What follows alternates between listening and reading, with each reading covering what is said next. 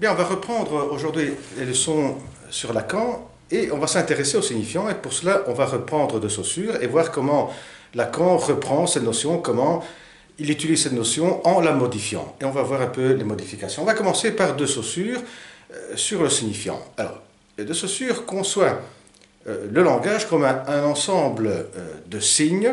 Et qu'est-ce que le signe? Le signe est une unité linguistique qui met ensemble le concept qu'on peut avoir d'un objet. On va faire l'exemple d'un arbre. Donc, le concept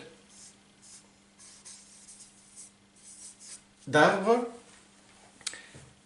Et en dessous, on a l'image acoustique du mot qui va se signifier au concept d'arbre, qui est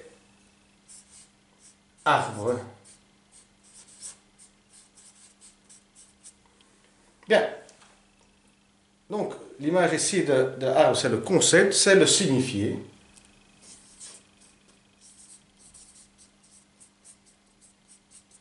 Et l'image acoustique de arbre, c'est le signifiant.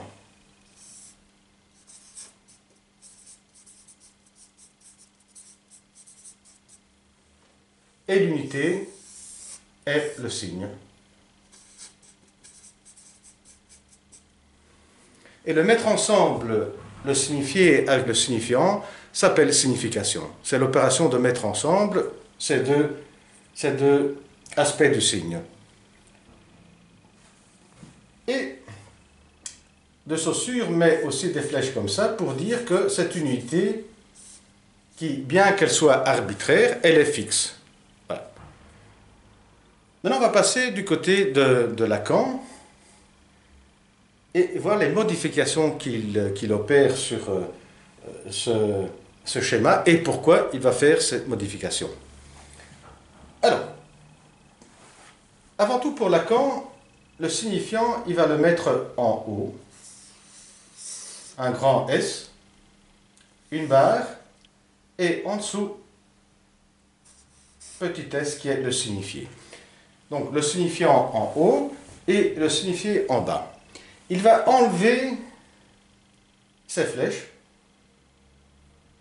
et donc aussi le cercle pour dire que cette unité qui est arbitraire, eh bien, n'est pas fixe. Et donc on peut enlever ces flèches-là. Deuxièmement, le signifiant, il est en haut parce que c'est le signifiant qui a un rôle qui est plus important du signifié. C'est-à-dire que le signifié, souvent, est l'effet du signifiant. On va répéter. Ici, on enlève les flèches parce que cette unité n'est plus fixe, car les signifiés ici peuvent changer. Donc, il n'y a plus cette unité.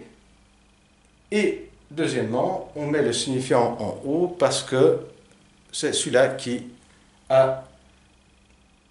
commande certains effets sur le signifié. Concrètement, qu'est-ce que ça veut bien dire cela? On va faire un petit exemple pour comprendre un peu mieux. Faisons qu'un jeune écoute une leçon sur les arbres en classe, et la nuit, il va rêver un arbre brisé. Alors, pourquoi est-ce qu'il va rêver cet arbre brisé? Parce que il y avait 3 ans, il s'était mis avec une fille, et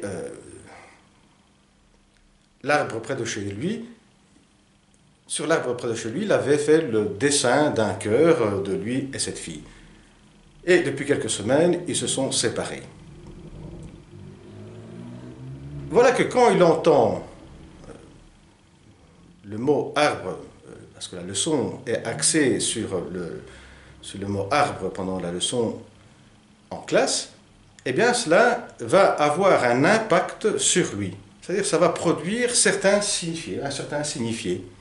Donc à côté de la notion d'arbre très connue, va se glisser en dessous donc, du signifiant arbre,